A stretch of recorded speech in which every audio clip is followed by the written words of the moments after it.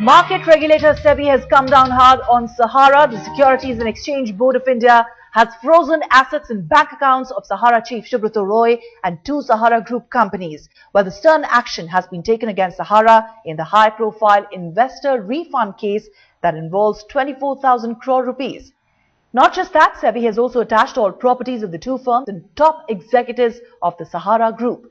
SEBI's action follows directions from the Supreme Court, which had said last week that the market regulator was free to freeze accounts and attach properties if Sahara Group firms were not depositing the money with it for refund to investors. Well, the properties being attached by SEBI include the land owned by Sahara Group firm Ambi Valley Limited, which has set up a resort village near Pune, development rights of land at prime locations in Delhi, Gurgaon, Mumbai and several other cities across the country. With regard to Subrata Roy and three other directors, SEBI ordered freezing of all bank and demat accounts and also attachment of all movable and immovable properties in their name with immediate effect, while passing two separate orders against Sahara Housing Investment Corporation and Sahara India Real Estate Corporation Limited. SEBI said that the two companies had raised 6,380 crore from bondholders and various illegalities were committed in the raising of these funds. The Supreme Court in August last year had asked Sahara Group firms to refund the money with 15% interest and had asked SEBI to facilitate the refund.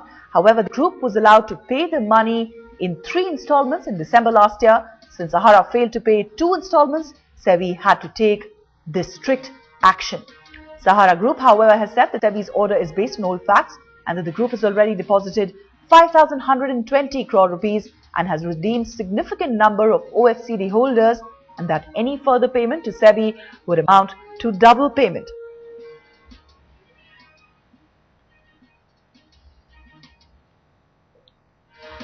All right, let's get more on the story with our correspondents. Joining us from Mumbai, my colleague Viren Gunawat from the newsroom. Rukmini Vishwanath joins us. Also joining us from Lucknow, where the company is based, my colleague Amir Haq. Amir, if I could come to you first, take us to the response that's first coming in from the Sahara Group of companies.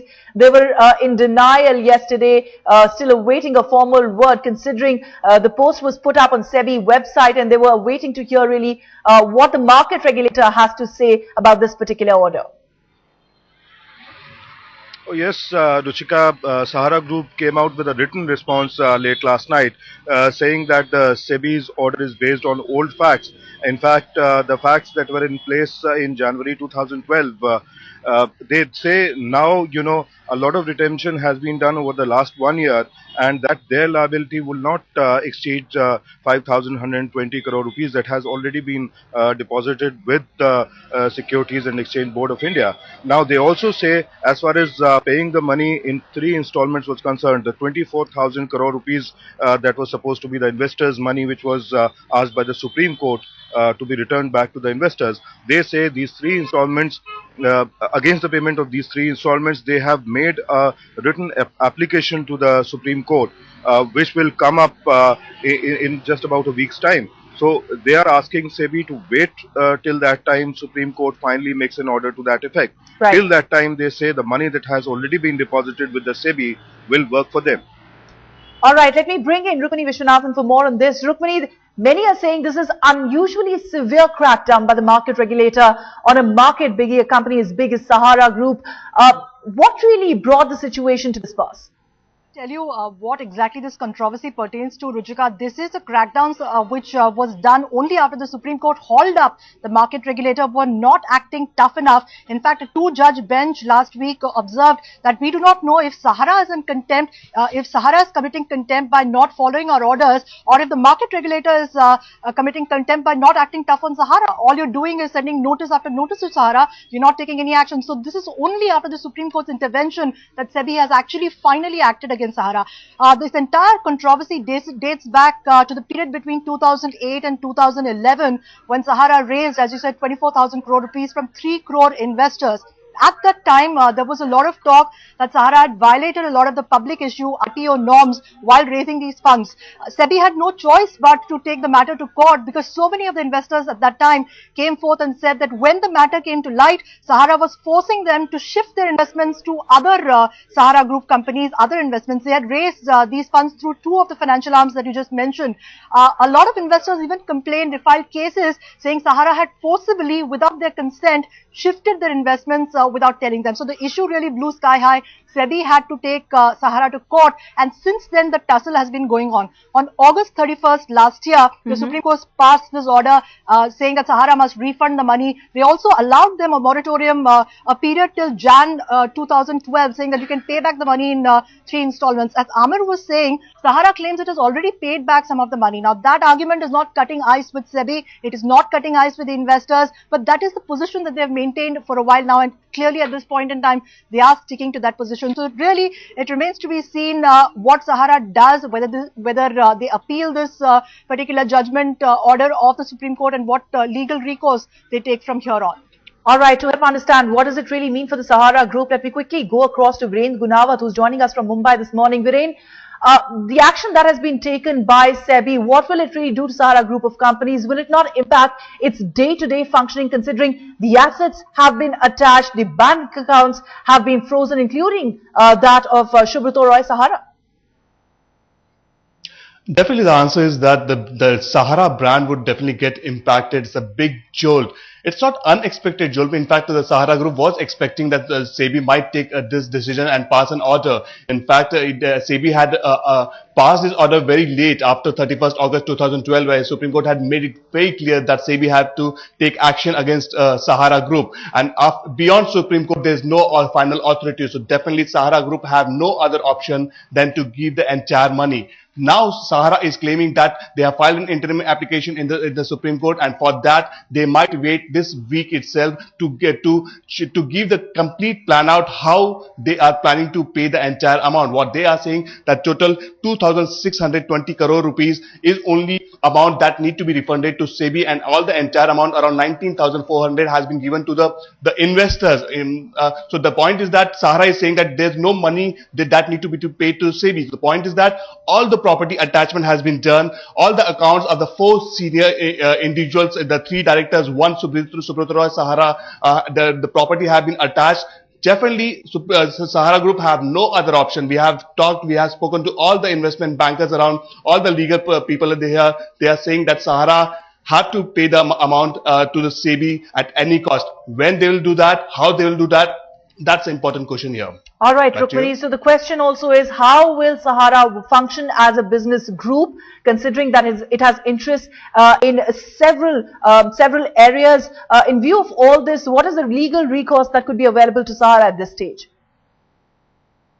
From what we understand, Sahara could ask for a review of the Supreme Court order, but as Virendra was telling us, they have precious little choice at this point in time. Let me also tell you that Sahara Group's companies have been under the scanner for a very long time. For years now, the Reserve Bank of India has been issuing norms for para-banking companies. They've always been eyed, all para-banking companies have been eyed with a certain degree of suspicion.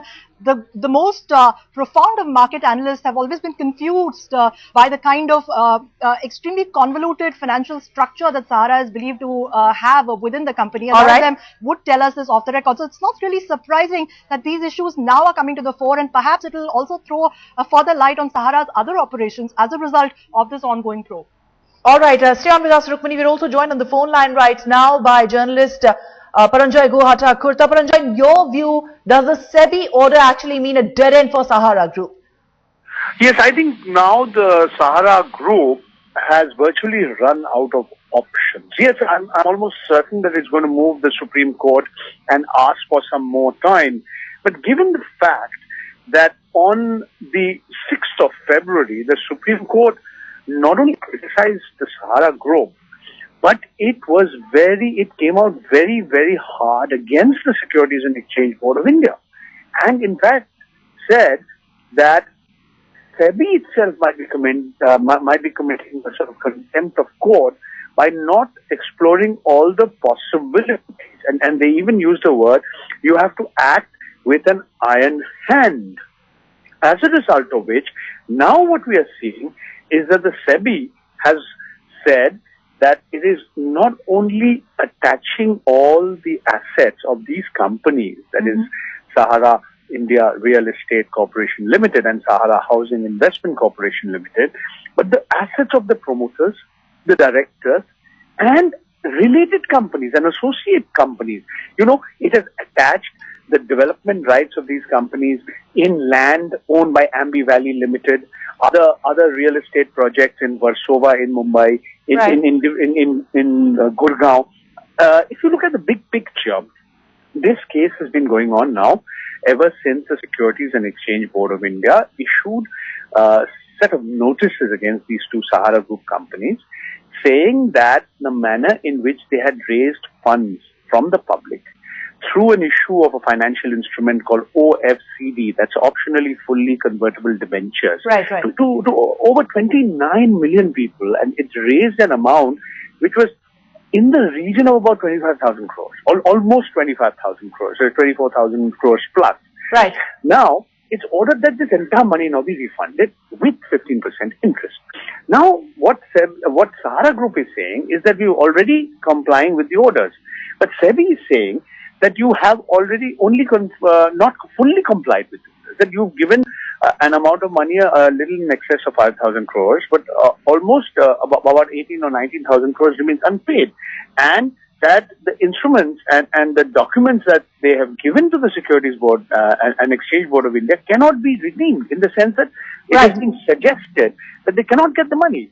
And now what they're saying, and what is very, very significant, is banks have been directed. All the banks have been directed that whatever monies they have that might belong to Sahara Group companies, and not just these two companies, they're associate companies, to the directors of the company, including Mr. Subroto Roy, as well as other directors who have been named, Vandana Bhargav, Ravi Shankar Dubey, Ashok Roy Chaudhary, and so on and so on.